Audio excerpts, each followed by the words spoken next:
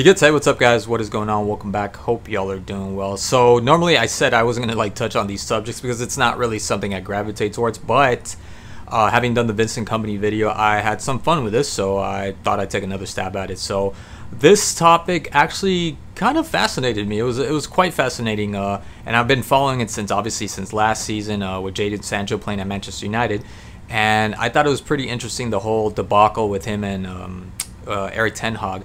As a matter of fact, I didn't know. I had no idea that he was at Borussia Dortmund until 2 months ago. I thought this whole time he was at Manchester United, and come to find out that he was actually back in Borussia Dortmund since January. So the story is that he's probably more than likely going to go back to Manchester United, and his condition, of course, is only if Ten Hag is not there anymore, under one sole condition, and it's no more Ten Hag. Make sure that he's out of the way, which is, yeah, it's sad and unfortunate. I wasn't too familiar with the whole saga, the whole affair of him and the line, and I did say this, I did not say this. To me, it doesn't really matter because I don't think that Jadon Sancho is equipped to be able to play at Manchester United. And what I mean by that more specifically is that he has the qualities, I think, to be able to play in any big team, especially someone like right now, the team that is Manchester United. Absolutely, I do think he has the quality, but the mindset isn't there, and not because he doesn't want to. It's just really hard for whatever reason. This guy just can't do what he's doing at Borussia Dortmund. He can't do at Manchester United, and it doesn't mean that that style of play is also going to serve Manchester United and it's going to drive them to win trophies, because it just might be him just playing well, but not enough to propel the team forward, right? To help the team out. It's just going to be him playing well, and it's not really doing anything. Because what you want is those qualities to be able to help out the team and drive them towards that success that Manchester United has been wanting for such a long time. I just don't think he has that. I don't think he's going to go back and he's going to be able to redeem himself, and he's going to show them that he has what it takes this whole time, and he just needed to go back and sort things out in his head, in Borussia. I don't think so. It could happen. Very well could happen.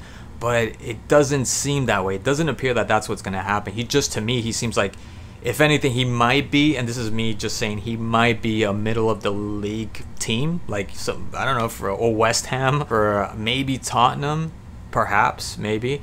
I don't see him have that, again, that mindset. Like, for instance, tracking back, I think he did a fabulous job. What I saw, the little bit that I saw when he played at Borussia, he did a really good job. Him and Adeyemi just falling back and helping out. I think it was Ryerson that he was helping out constantly. He did a fantastic job, amazing job. But I didn't see that at all. Nothing. There was no sign of that when he was at Manchester United. So why would I expect that now?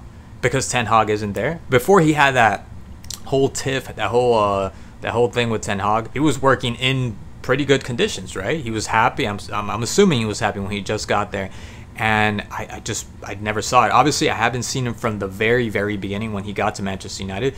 But even back then, I was going over some of the games, and he wasn't as awful as when I got to see him, right? Last season, this season, or the half of this season, it didn't really change. There was a small dip, but it pretty much just remained. He was just the same player that I ended up seeing. The player that I saw at Borussia Dortmund, that everyone said at Borussia Dortmund, was a completely different player. Holy hell. Like, I actually now do believe those highlights from before he came to Manchester United were actually real, because judging from that alone, you can't really say that he's a good player. I mean, just to give you an example, Thierry Henry, I think all the highlights that exist of Thierry Henry, they almost undermine the actual player, the quality of player, the football acumen that he actually had back in the day. It's just, you'd have to go through pretty much every game to really have an understanding of how good Thierry Henry was. Just by watching highlights, you'll get something, but I don't think you get the whole picture. So for me, those highlights, they are real. Now I know they're legit. They're actually the real deal. He is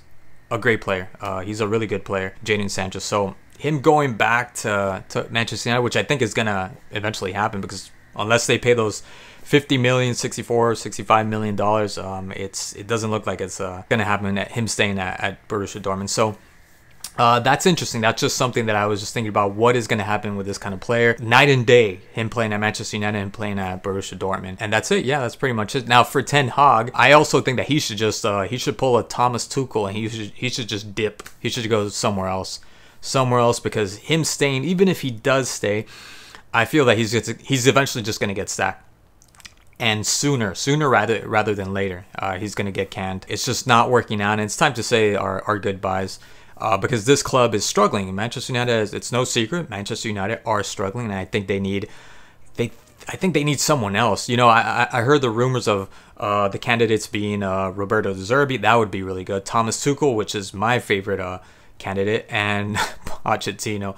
Bro, Pochettino is like a meme at this point. Like, I would go with Pochettino just because if you're not ready to be implementing whatever plans Manchester United have until a year and a half from now, yeah, as a stopgap, as a standby, perfect. Pochettino, perfect, absolutely.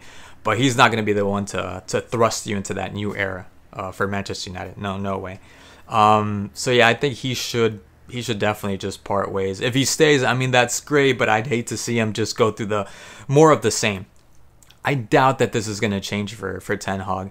It's already done. It's already been said, you know, been there, done that, got a free t-shirt, that kind of deal. So he should just go.